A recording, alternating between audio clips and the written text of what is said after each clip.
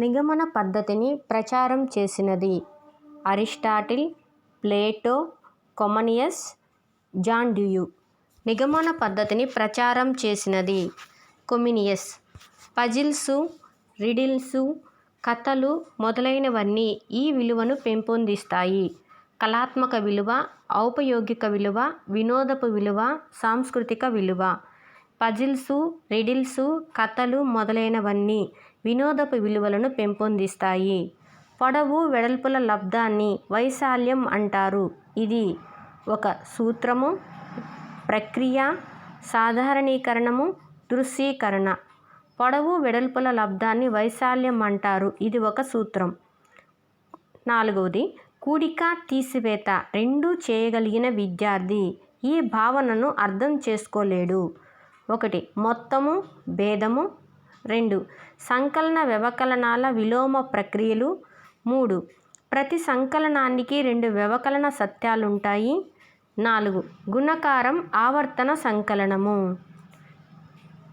కూడిక తీసివేత రెండూ చేయగలిగిన విద్యార్థి ఈ భావనను అర్థం చేసుకోలేడు అంటే 4th వన్ గుణకారం ఆవర్తన సంకలనము.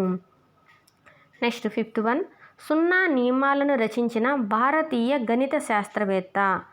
సున్నా యొక్క నియమాలను రచించిన భారతీయ గణిత శాస్త్రవేత్త భాస్కరాచార్య, వరాహమిహిర, పాణిని, మహావీర.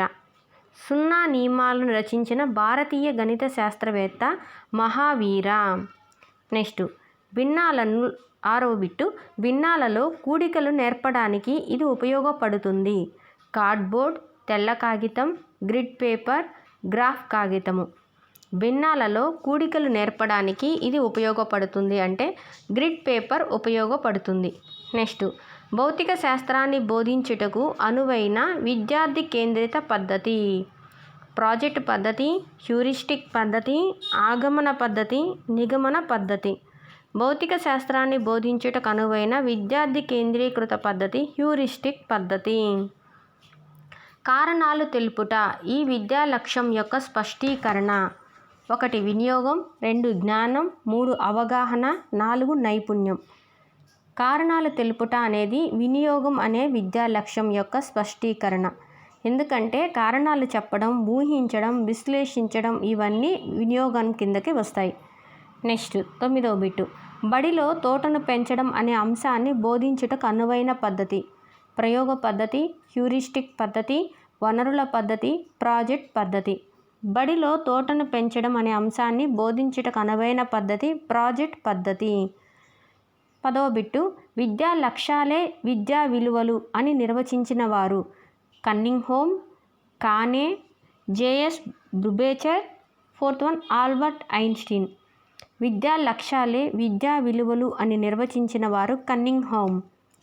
నెక్స్ట్ 11వ బిట్టు ఒక అంశానికి చెందిన అన్ని ప్రాథమిక విషయాలని సూక్ష్మంగా చెప్పడము.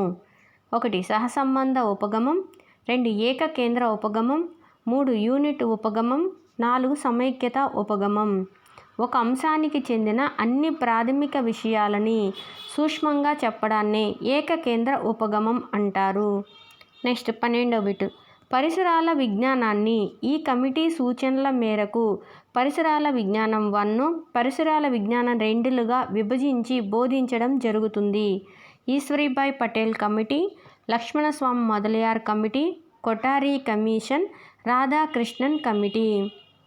పరిసరాల విజ్ఞానాన్ని ఏ కమిటీ సూచనల మేరకు పరిసరాల విజ్ఞానం 1, పరిసరాల విజ్ఞానం 2లుగా విభజించి బోధించడం జరిగింది అంటే ఈశ్వరీభాయ్ పటేల్ కమిటీ యొక్క సూచనల మేరకు.